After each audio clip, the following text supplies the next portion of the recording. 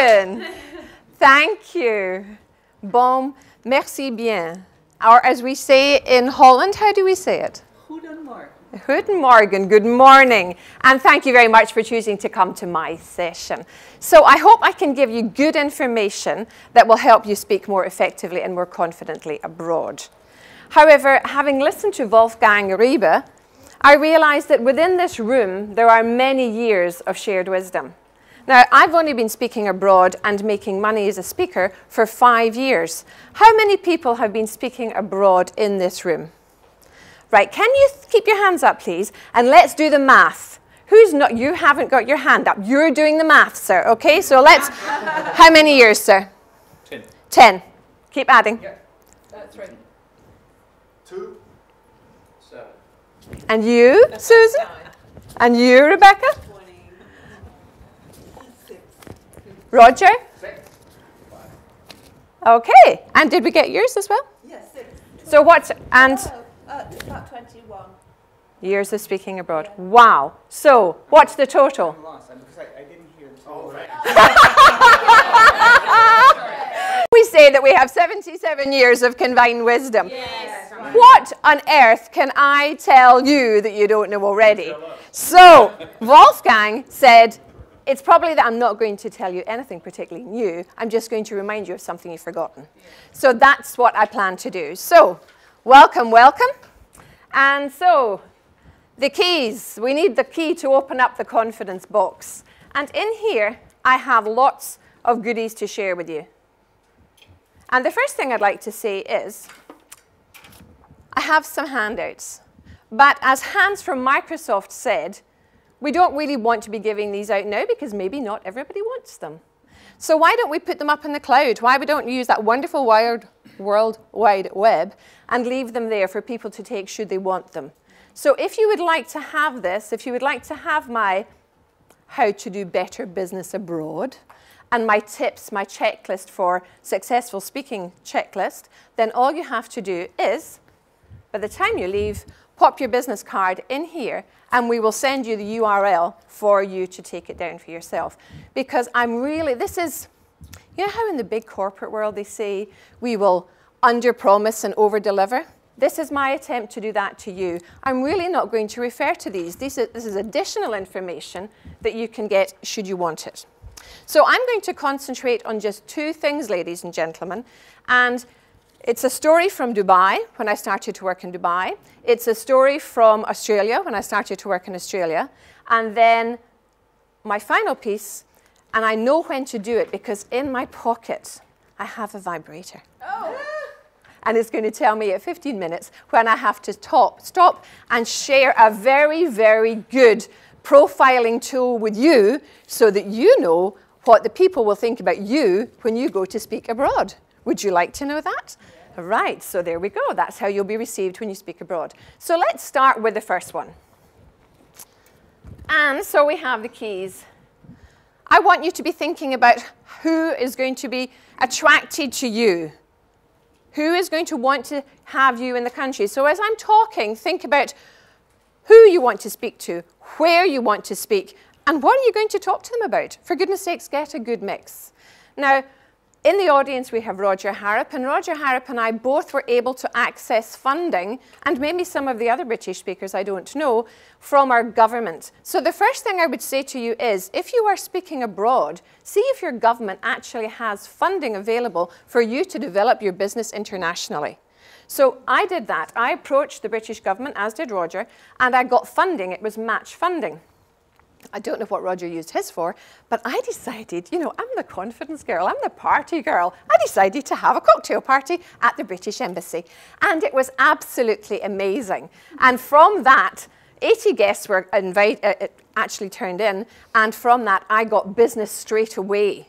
I was told that it might take 2 years to develop business, it could take 5 years to develop business. That was never my intention. I wanted business from the day I got there. Guess what? That is what I got. But I had to work. Which department funded your work? It was the United Kingdom Trade and Investment, UKTI, and it was part of the Passport to Export program. Now that funding may have gone, but there will be other pockets of funding. And I'm not in all of your countries. So approach your government, approach your consulate, and find out. The one tip I would say from having worked in Dubai now is that you build a relationship with the person in the organization that you link with. That surprised me. So I was really getting on very, very well with Etisalat Academy, a training academy, but the relationship I'd built up was with an individual. It wasn't with the company. I didn't realize that. So learn from that mistake, if you want me to put it as a mistake. My misunderstanding was that I was linking with the company. When she left, so did my potential work. So there was a different culture there. So be aware of these things, and obviously speak to all your speaker buddies here and find out what experiences they've had. But that is how I have found working in Dubai. I still work in Dubai, but of course we have had this global downturn. So the place is awash with speakers and coaches and trainers. So where do we go now if we want to have a slightly different market? So I was asking you to think about who would be attracted to you, where you would go, and why you would speak to them. And the time is now. There's never been a better time to pick up some work. And I'll now tell you about how I get on in Australia. My why and where are dedicated, or dictated, I should say, by my daughter. My daughter decided 5 years ago to go and live in Australia. So it made logical sense for me to go and find work in Australia. Now, I'm not talking about going through agents. How many of you actually use agents? 2. Bureaus, agents to find you work. 2 or 3. So of the assembled group, very few people use bureaus.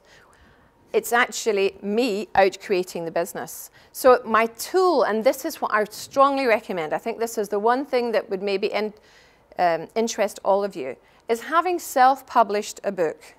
I decided that I would go over to Australia and start promoting that book. And all I wanted was to find one loyal fan. I knew if I had a fan, my business would work. Now, I was paid to speak at a conference in Australia as a result of doing some work on LinkedIn. I was at a networking event in UK, a bigger event than this one, perhaps, and I just threw out the comment, does anybody know anyone in Australia? Because I would like to go and work in Australia. Know anyone in Australia? And you know, out of that large number of people, there was only one person that knew somebody in Australia. They linked me with that person on LinkedIn, and the rest, as they say, is history. Because the first time I went to Australia, I was going to visit my daughter. I was only doing market research. I took out my first book at that point, which was a book for teachers. And I was able to establish a rapport with some of the people I ended up working with. So LinkedIn was the secret. I went on advanced search. How many of you use advanced search on LinkedIn? So I went onto advanced search and I put in the keywords. And then I started finding groups. And the groups that worked for me was the UK professionals in Australia. So I joined that group and I started looking at the traffic that was going on within the group, and I started giving value to the group. I started serving that group. I made observations, I offered tips, and I tried to help the people that were on that group. At the same time, I was saying to them, you know, I'm coming out to Australia in September because I go to Australia every September. It does really help if your raving fans know when you're coming. So if I can commit to them that I will go the last 2 weeks in August, all of September every year, they can be booking me for 2012, 2013. Doesn't really bother me when, as long as I know that the work is coming in. Then what did I do? Of course, we did some direct marketing. We sent some, things by snail mail. We made some phone calls off to Australia. But really, this loyal fan of mine has been doing all the work. So of course, she's going to share in the profit. So here's the secret to success. If you self-publish, you're able to put your books down through Lulu. Do any of you publish through Lulu? L-U-L-U.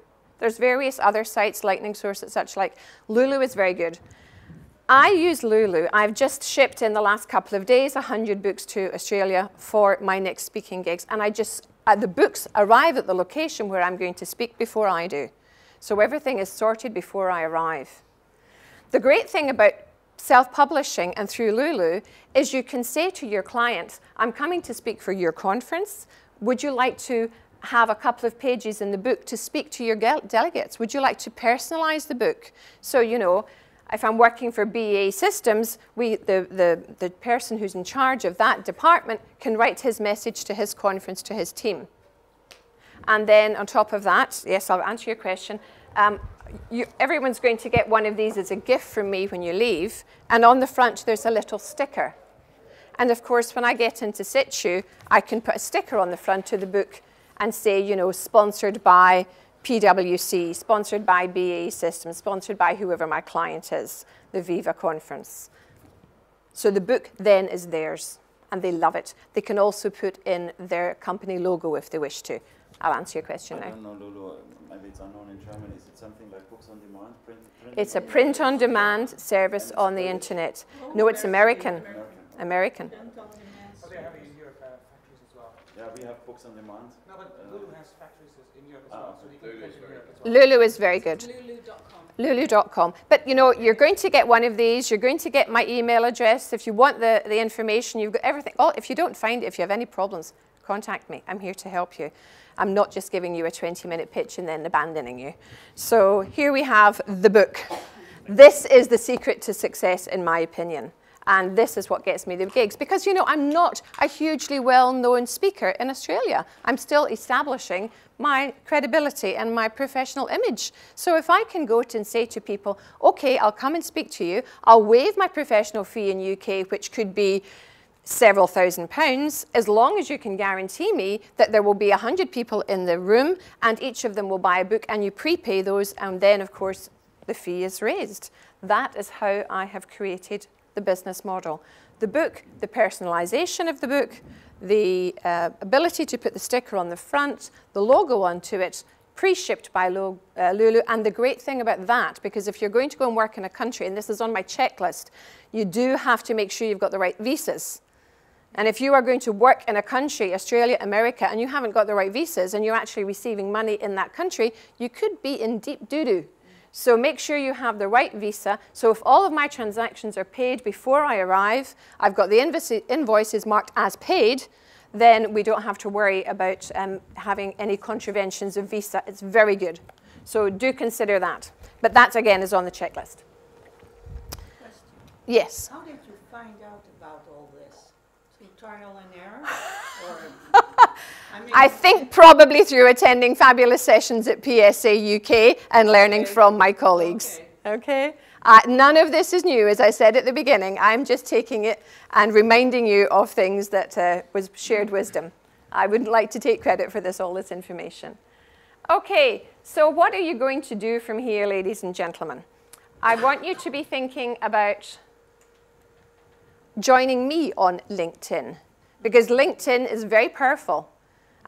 When I was looking at LinkedIn, I was aware that there were people who had 500 and more. It never actually told you how many contacts they had. I always wanted to be a 500-plus girl. I'm a girl who loves targets. So I have 500 plus. The challenge then is that you don't actually know where people have come from.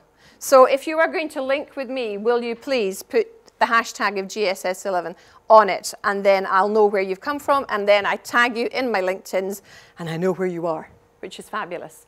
If you want the speaker's checklist, if you want to have the better business abroad, all you have to do is join me on LinkedIn. I'm writing another book called Multicultural Shocks. For that, you need to get more information. That is for another time. So you want to know how you're going to be received in the country you go to speak to. So you need a card, which I've left on your seat, and you need a pen. And I'm going to ask you to write down, ladies and gentlemen, a total of 9 words. And these 9 words are going to tell you how you will be received by the world. So the first 3 words you are going to write down is the word. I'm an ex-teacher. They're describing words. They're adjectives. Will you please write down 3 describing words, 3 adjectives that would describe your favorite animal? Your favorite animal. Yes, Michael, if you don't like animals, for the purpose of this, we have to pretend we do. So characteristics of our favourite animal. What you like about them, the characteristics, something that would describe a favourite animal. Very good. Okay. Your second 3 words is I'd like you to write down 3 words that would describe your second favourite animal. So you've got 3 words for your first favourite animal and 3 words for your second favourite animal. And for people who don't like animals, you're now not really liking me very much at all. Yeah. Some of the words that are in the first group may appear in the second group. That's not a problem. But you should end up with a total of 6 words. Do we have that? Okay. And finally, will you write down 3 words that if you were to go white water rafting, that's how you would feel. White water rafting.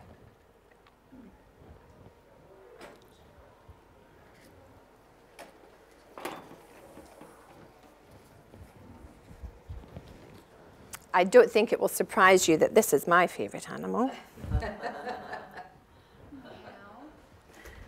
Now, would you like to know, ladies and gentlemen, what it all means? The first 3 words, those are the words as to how the world sees you. The second 3 words, Michael, is how you see yourself. It's normally 80% correct. Yeah. And the third 3 words, ladies and gentlemen, my pièce de résistance, because this is one of my signature pieces. The last 3 words is how you are in the bedroom. Scared, terrified, and then euphoric. Thrilled, sick, top of the world. It's interesting who wants to share and who doesn't. I have enjoyed sharing with you. I do hope that you have found some benefit in it. I thank you. Vielen Dank. Many thanks. Have a wonderful conference, and I'll see you again.